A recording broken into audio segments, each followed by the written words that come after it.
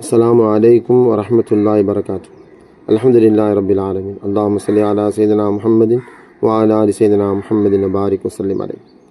அல்லாஹ்வின் நல்லடியார்களே, தொப்புள்குடி உறவுகளே, எல்லோருக்கும் ஈதுல் அல்ஹா முபாரக், தியாக திருநாள் வாழ்த்துக்கள்.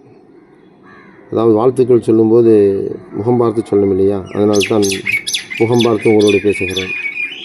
அல்லாஹ்வின் மாபெரும் கருணையினால் இன்றைய நாள் சாதாரண நாள் அல்ல, இன்றல்ல நேற்றல்ல, 5000 ஆண்டுகளுக்கு முன்னால் அல்லாஹ்விற்காக வேண்டிய ஈமான் உறுதியோடு அல்லாஹ்வை நன்றாக புரிந்து தன்னந்தனியராக ஊரே சேர்ந்து நெருப்பில் இட்டபோது கூட ஈமானை இழக்காமல் உறுதியாக இருந்ததனால் அல்லாஹ் அந்த நெருப்பையே அவருக்கு ஏசியாக, ஏர் கண்டிஷன் ரூமாக மாற்றி காட்டினான். பிறகு அந்த இப்ராஹிம் அலைஹிஸ்ஸலாம் அவர்கள் மூலமாக அல்லாஹ் இஸ்மாயில் அலைஹிஸ்ஸலாம் என்ற ஒரு குழந்தையை வயதான காலத்தில் கொடுத்தான். அந்த குழந்தையையும் அந்த குழந்தை ஈண்டெடுத்த அவருடைய மனைவி ஹாஜராவையும் பாலைவனத்தில் கொண்டு சென்று விட்டு வர சொல்லிவிட்டான் அல்லாஹ்.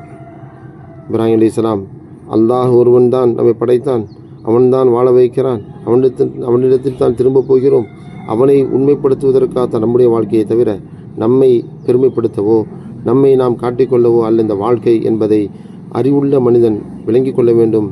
அப்பொழுதுதான் அவனுக்கு சொர்க்கம் உண்டு என்பதை புரிந்த இப்ராஹிம் அலைஹிஸ்ஸலாம் அவர்கள் அங்கே விட்டு வந்தார்கள். ஜம்சம் தண்ணீர் நமக்கு கிடைத்தது, அல்லாஹ் வற்றாத நீர் கிடைத்தது. அடுத்து அதே இப்ராஹிம் அலைஹிஸ்ஸலாம் இஸ்மாயில் அலைஹிஸ்ஸலாம் அவர்கள் அறுக்க துணிந்தார்கள். அதுதான் இன்றைய தியாக திருநாள். எப்படிப்பட்ட குடும்பம், அல்லாஹ்விற்காக வாழ்ந்த குடும்பம். அதே போல் நாம் வாழ வேண்டும் இன்ஷா அல்லாஹ்.